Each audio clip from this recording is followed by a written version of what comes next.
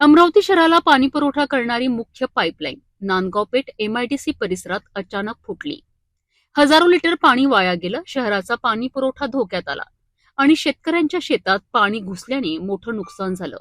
अमरावती शहराकरिता जीवनदायिनी असलेली पाणी पुरवठ्याची मुख्य लाईन आणि अचानक झालेली मोठी गळती.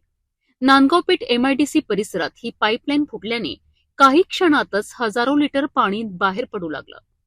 पाण्याचा प्रचंड वेग इतका होता की आजूबाजूच्या शेतांमध्ये पाणी शिरलं.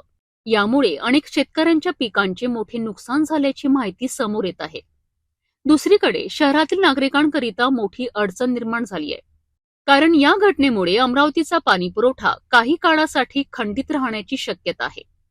स्थानिक प्रशासन आणि संबंधित विभागाकडून पाईपलाईन दुरुस्तीचे काम तातडीने सुरू करण्यात आल्याची माहिती आहे. मात्र प्रश्न असा आहे की ही पाईपलाईन इतक्या सहजी कशी फुटली? देखभाल आणि तपासणी योग्य वेळी झाली होती का?